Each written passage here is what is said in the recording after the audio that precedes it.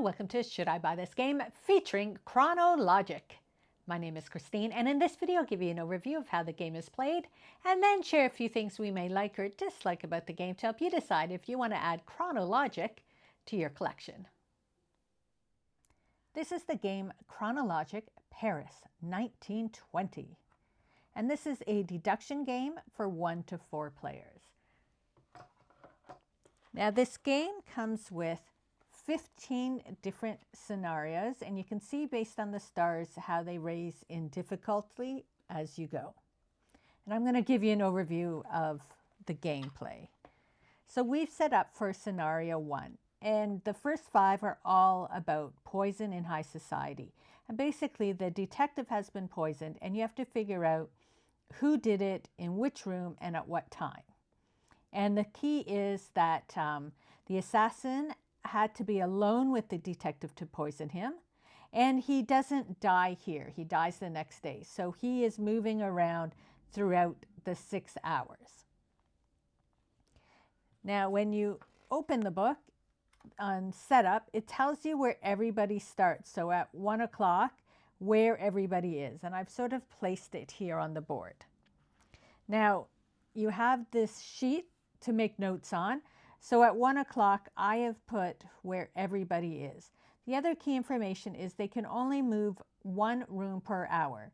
So the detective, it has 3 choices. He can come down here into the foyer, he can go into the grand staircase, or he can go onto the stage.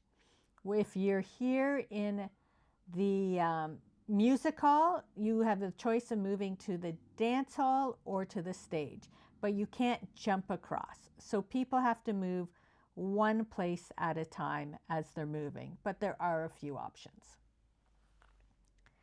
Now, I'm going to just show you the 2 different ways you can gather information.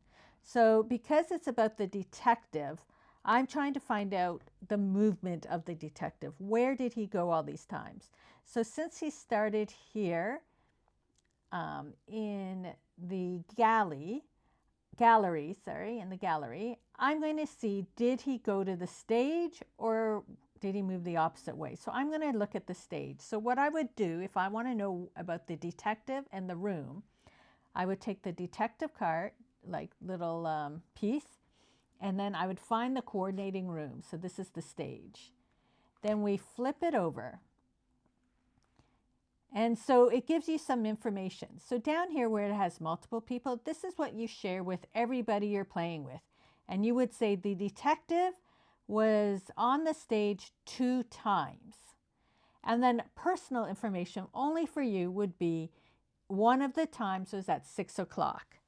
So when we would move here, we would move the detective at 6 o'clock here because we knew he was there.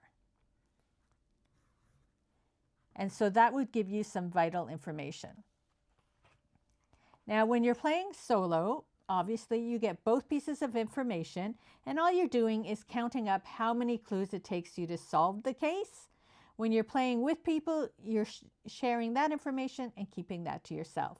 So this game can be played with any number of people, really. So that would go back. So we know that at 6 o'clock he was here. So maybe we want to be like, was anybody else with him at 6 o'clock there? Because you need to be with your killer. So maybe this time we want to know the time.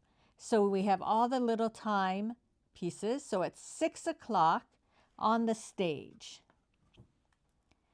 And we see that the shared information would be 1 person was on the stage at 6 o'clock. And the information just for you would be the detective.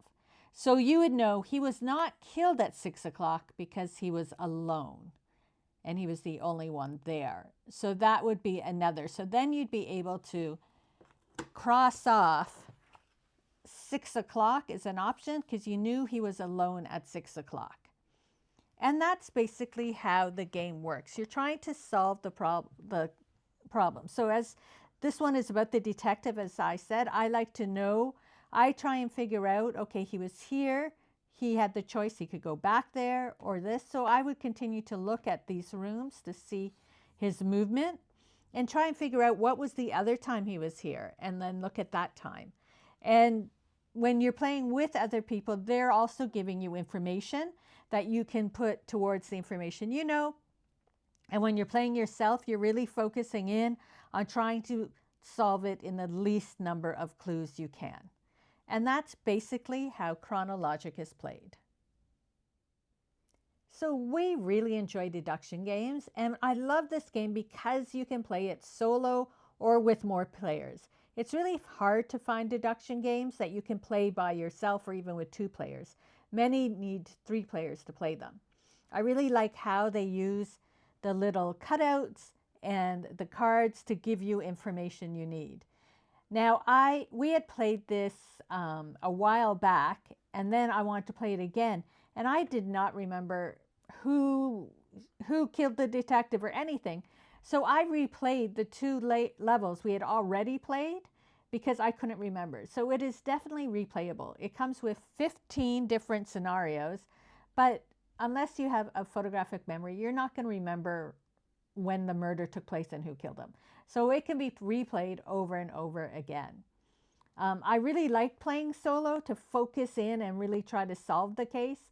But when you're playing with other people, you're given a lot of information too to help you along the way. And when it is time to solve the case, I won't turn the page, but all you do is you turn the page and it's going to give you the answer. So once you see it, if you're right, you win. And if you are wrong, then you're out of the game and the rest of the people continue to try and solve it. So basically, if you like deduction games, then I think you would really enjoy this game. And if you're not a fan of deduction games, then obviously this might not be the game for you. But let me know in the comments if you have played Kronologic and what you think of this game.